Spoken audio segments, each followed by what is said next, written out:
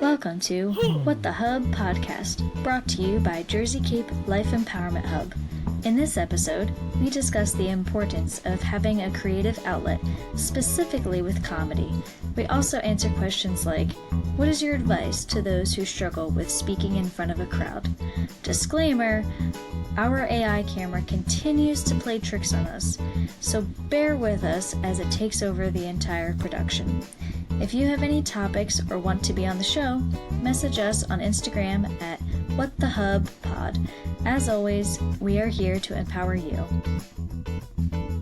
I have two comedians here, and to see if you guys have any advice or to teenagers wanting to start out in comedy, and then maybe go briefly through your history of how you started comedy. Like, you briefly touched on it on your podcast, and it'd be cool if you can kind of repeat what you said in a way of your experience growing up. You always thought you were just weird and a crazy person, but you just didn't have like that creative outlet energy per se. Exactly. And didn't like, know where to put it. Yeah. It was like there's something wrong, because I Right. had all these like weird thoughts, and so the main direction I had, and at first it started as like I used to shoot Saturday Night Live skits with a handy camera with me and my sister when we were kids in my basement in my grandparents' house, and we would make these funny skits, and that's like something I always just loved doing. And then as I got older, you know, just life, you just focus on what you've got to do in front of you, how to get into it, how to channel it. What a big thing was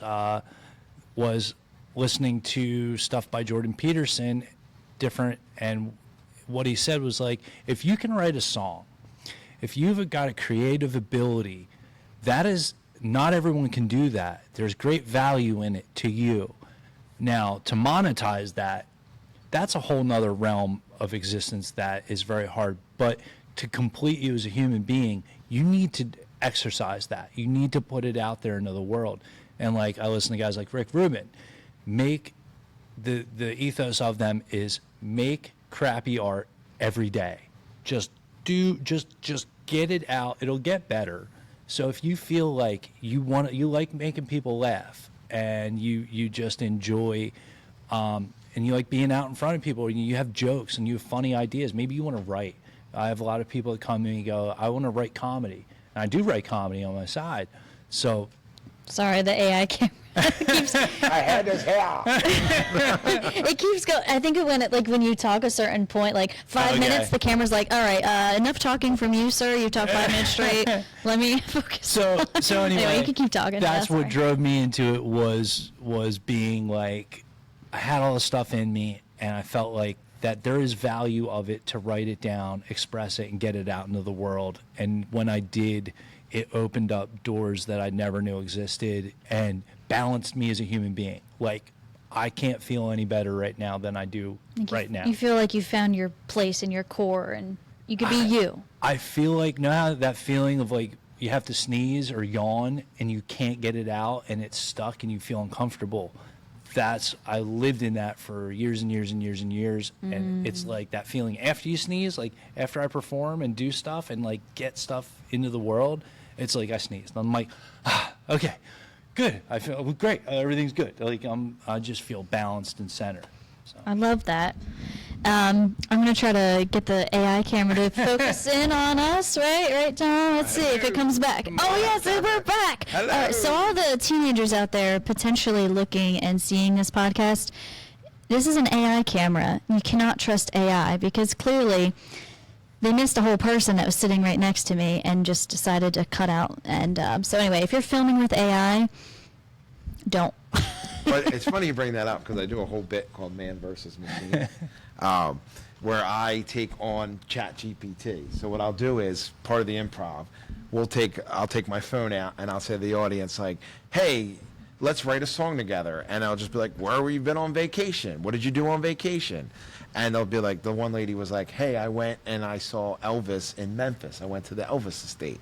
So I'll go in the ChatGPT and I'll write me a song about visiting the Elvis estate in Memphis, right? And then ChatGPT, just like that, creates lyrics for the song. So then Ed will start playing on his guitar. I don't know what he's playing. He just plays a chord progression. So then we start going with that. And then I'll sing the verse that ChatGPT creates for that. Then after that first verse, what I'll start to do is I'll make up my own lyrics on the spot and try to beat it. So the last time we did it was at our singer-songwriter show, and what's funny is instead of putting I went to Memphis to see Elvis, I accidentally typed I went to Memphis to see elves, and the result was actually even more funny. So it became a song about Frodo Baggins and eating barbecue sauce, and it was fun. And the whole thing, my thing to anybody who's interested in doing improv or comedy, and I said this during the podcast earlier, is do it. Just go out and do it. Like, don't be afraid to fail. Don't be afraid that it's not the funniest thing in the world. Do it. Like, and one of the things when you're doing improv comedy is your natural reaction a lot of the times is funnier than anything that you can sit back and say, let me think of something funny. Because one thing about improv comedy and stand-up that really pushes a person, the best stand-up comedians know who they are in and out as a person. So doing stand-up, doing comedy is actually a trip of self-discovery, because you can't go up there and sell a joke if you don't believe that. Like we were talking earlier about Edam's cookies, right? So if I really have an opinion about Edam's cookies, it's going to show through. I'm like, I love them, but they don't taste as good. It's kind of like my first marriage, It started off really great, and then one day she changed the recipe, and I'm like, I'm out, And it's like, not, and it's like, but I have feeling to that. If I was just like trying to make it funny, I'm gonna really struggle. It's gonna come through as it's not gonna come through as authentic. What did you learn about yourself when doing improv and stand-up in general? That I really like wearing Hawaiian shirts, and you cannot be a serious human being in a Hawaiian shirt. It just ruins the whole vibe. Would you say it helped your mental health, though, comedy? I think comedy really does. Well, some comedians will go up there and they'll trauma dump on an audience every once in a while. It's actually quite a spectacle if you see it. So it's an outlet, right? So like you said, we all have regular jobs. I work a regular job, 50 hours a week. And with a regular job and with life comes a lot of stress and comes a lot of pressure on you. And you're like, oh, what am I going to do with all this stuff? And I'm anxious, or I got a lot of emotion going on. Well, when you get a chance to perform and go up on stage, there is an expulsion of all that. It's like you're shedding that weight. And, and sometimes that, if it can come back to you, though, so I always want to caution people is, if you go out there with the intention of, I'm going to be the greatest person in the room, and that doesn't happen for you, then the joy can come back and attack you. Then it's like, oh, I failed. And there is no failure. When you're out there and when you're putting yourself out there is no failure. It is experience. That's all. So anybody that has something they want to say, there are outlets for them, whether it's spoken word, whether it's poetry, whether it's pick up a guitar. And again, pick up a guitar, learn a couple chords, write a song. Have AI write you a song on how you're feeling. Like, I'm not a huge fan of AI, especially the camera, but it's because it keeps cutting you out. If you're like, yeah, it loves Ed. It knows. Yeah. We have this thing. So I'm in a toxic relationship with Alexa and Siri because they think I'm cheating on each other with them. We're like in a throuple. So and they connected with the AI. For kids, you might want to cut that out. So it's okay. So anyway, so what you're gonna do is you gotta just do it. Find what you like. Find what you're good at. And if you find things and you're like, hey, I tried that, I don't feel like that's for me, that's great, but you tried it. So it becomes a story one day. It's like, hey, guess what? I tried being a real estate person when I was younger. Failed miserably at it. But you know what?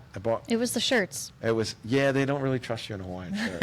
It's like, can I sell you $1 million home, sir? And he's like, and then, Let me play a song. Yeah, let me play you a song.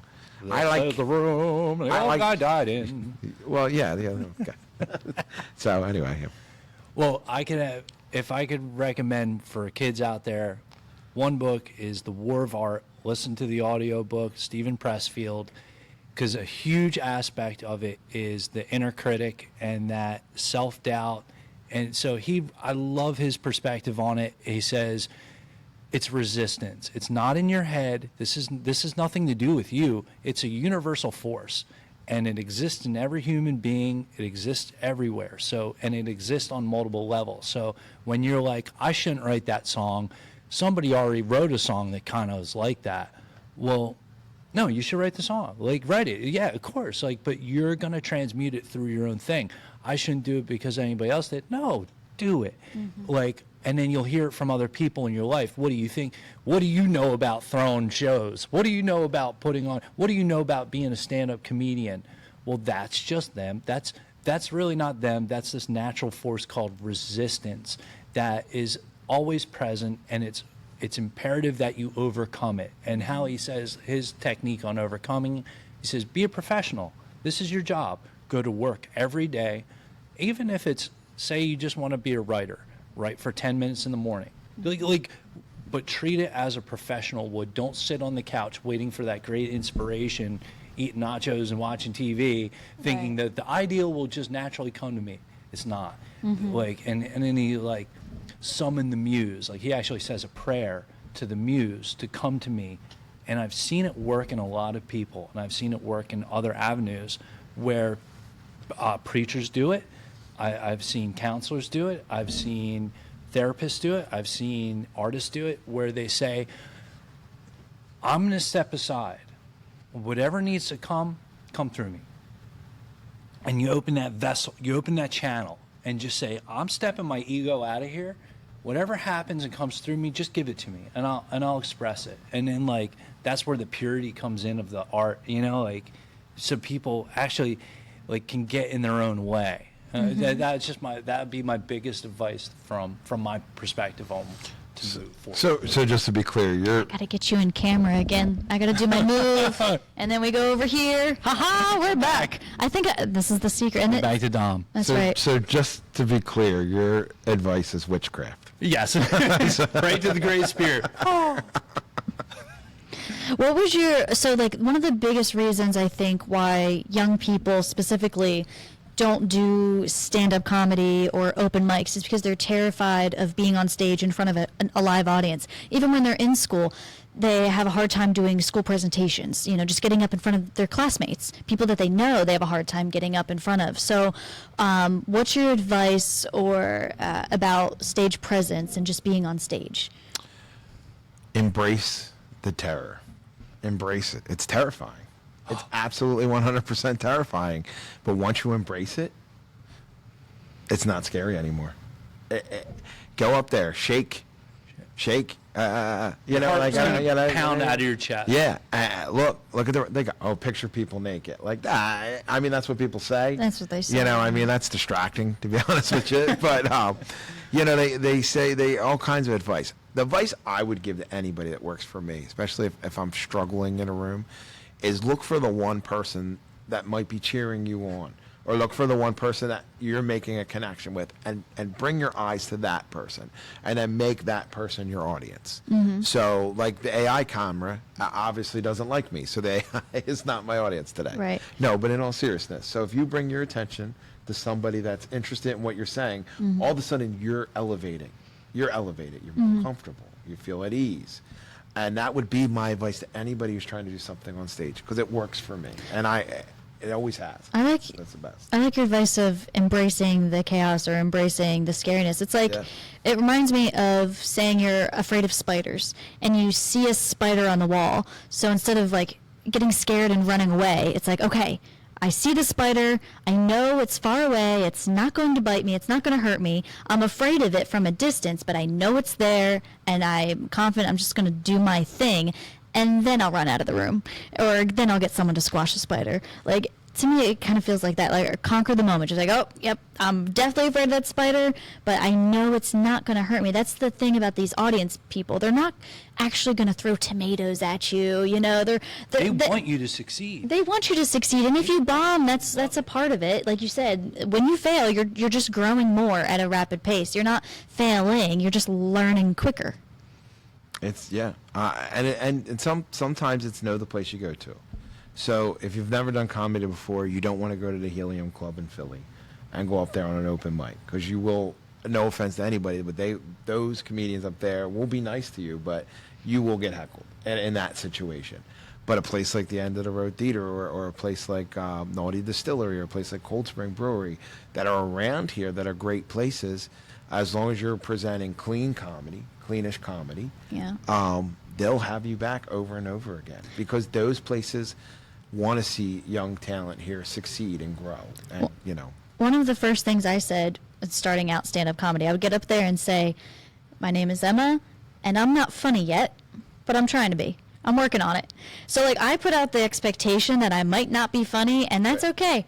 Work with me. And that actually got laughs of saying, I'm Emma, and I'm not funny, but yet here I am at an open mic. When you focus on, I focus when I do comedy, like the stand-up, my focus goes on to the person that's miserable, and I think that's really funny.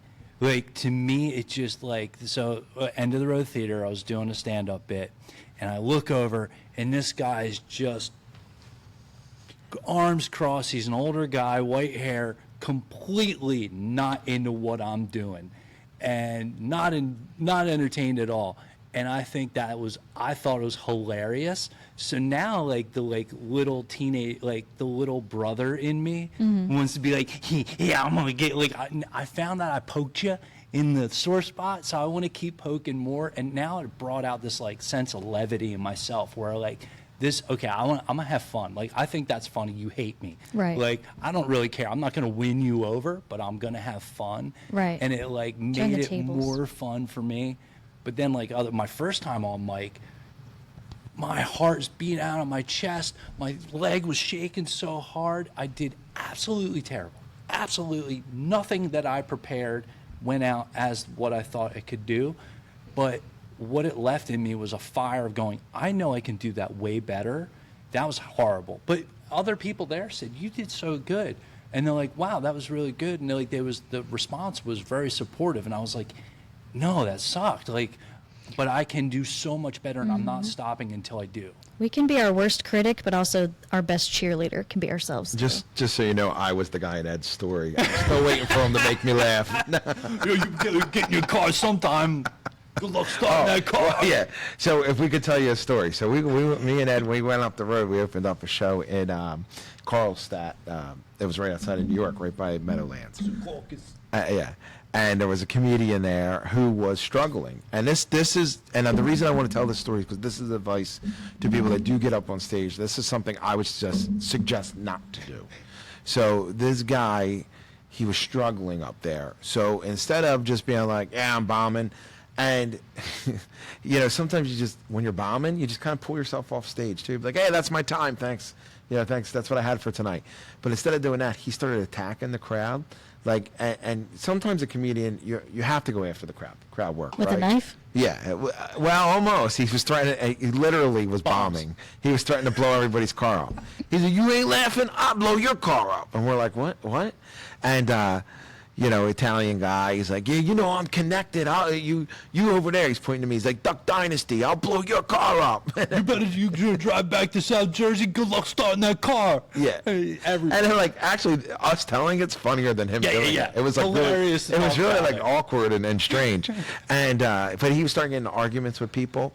So another thing I would suggest What are is, those guys saying over there? What are they saying? I don't know what language they're speaking, but I don't like it. He's yelling at a table of people. there was a bunch of guys from Bulgaria. He's like, what are you doing? So my suggestion is, like, if you ever do get yourself up on stage and you're feeling out of sorts and you're like, oh boy, I gotta get off stage, right? There's a way to do it without having a meltdown. Like, you don't have to be like, oh, this didn't go the way I want. Like, I gotta go. You just be like, hey, you've been a great audience. Thanks for your time.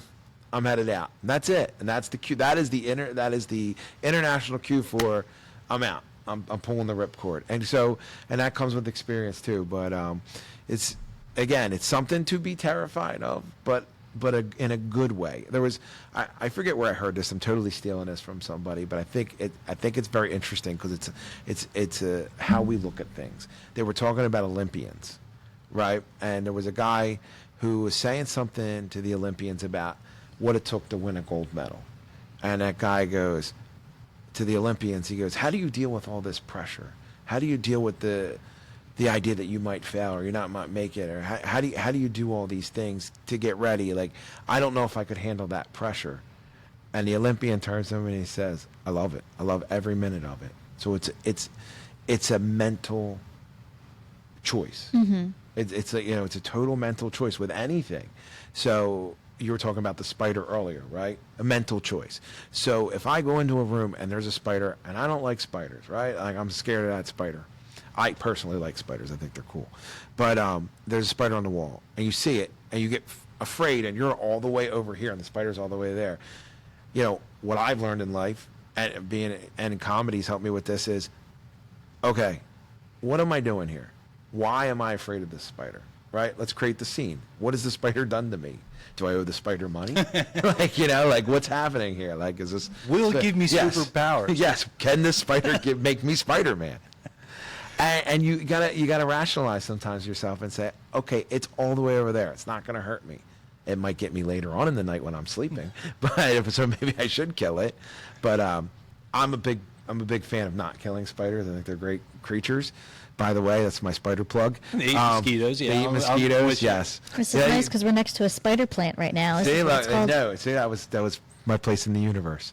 But rationally think about a situation that you're in, and that'll help you in comedy, improv, in life, and say to yourself, hey, why am I feeling this way right now? Like, what is making me do it? And sometimes you'll stop and give yourself that 5 to 10 seconds and be like, oh, you know what, it's not that bad. Because when you don't do that, sometimes stuff comes out that shouldn't. So, like Right. Dave Chappelle too. Like, watch Dave Chappelle. He'll just stop, take a breath, look around at everybody, and now all of a sudden, like, what you don't realize is, from a comedy standpoint, your mind is racing with, what am I going to say next? How am I going to phrase it? Bah, bah, bah.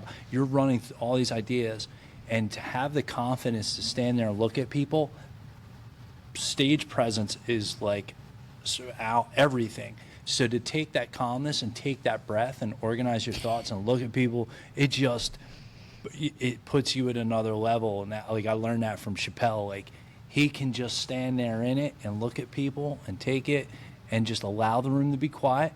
From comedy, it builds anticipation. Now they're waiting for something to happen. They know it's like charging the room. So it's really cool. So don't be scared of the quiet. Just sit in it. It's like if you're walking, I'm going to get you in frame again. Just, what have I done to you, camera? and we're back. I feel like, when you said embrace the chaos or embrace that you're scared, it's like walking down the street or having a great day, and then all of a sudden it starts raining.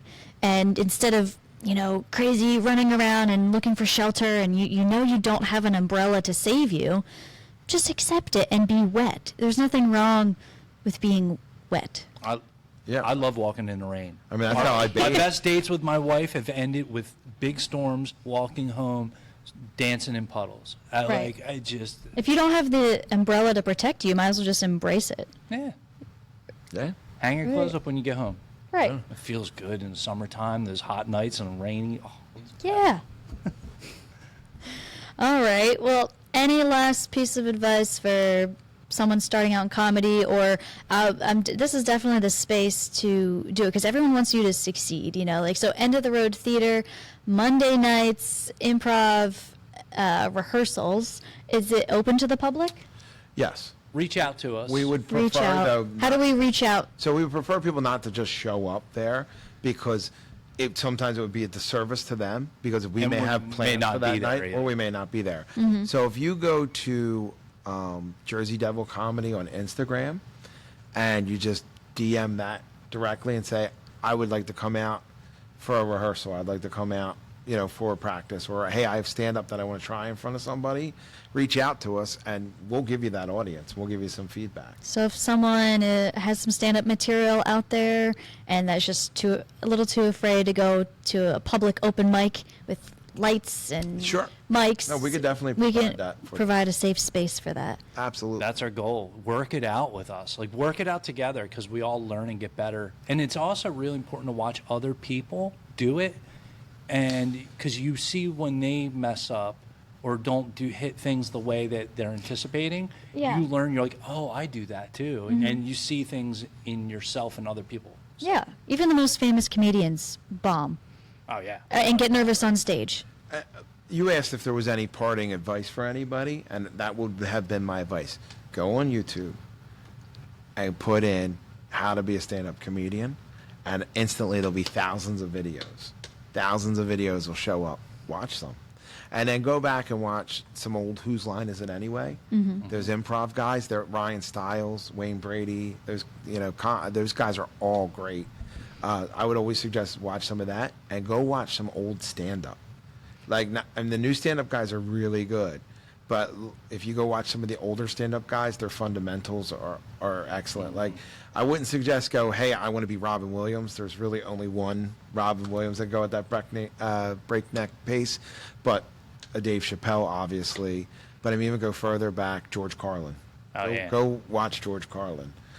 He's the greatest stand-up comedian of all time. Richard Pryor. Go watch Richard Pryor. Those guys, watch old stand-up, and you'll see their fundamentals shine through. And then watch how-to YouTube videos, and consume it. Just consume it. And because it's work. He has a lot of great videos, instructional videos on how to write comedy and how to perform it. He's on YouTube. Jerry Corley, the Joke Doctor. We use his stuff for training. We watch those regularly together. Yeah, it's just like when people are passionate about sports, they're out there with their buddies practicing, they're watching videos. Skateboarding, same thing, they're out there doing any minute that they can. Same thing with things like this that are maybe not physical. I mean, comedy can be very physical, but with the mind, stretch it. Well, I think Any arts. to make the greatest point about those Monday nights, because with comedy, it's not like football. It's not like we can be like, yo, let's go out and throw the football. You can't do that with comedy. Hey, yo, let's go throw these jokes around. So to your point, those Monday nights are so crucial to us, because that's the same thing as us playing stickball in the alley. We're out there working on our game. Yeah, it's great. Yeah. No, it's a really great analogy for it. I appreciate you coming out. Jersey Devil Comedy. Ed Goodavage, and that's Dominic Benigno. That's me. Even though the camera doesn't like him, we do. Yeah. Jersey Cape does. And thank you, Jersey Cape. It's talking to AI. Thank you, Jersey Cape, and thank you, AI.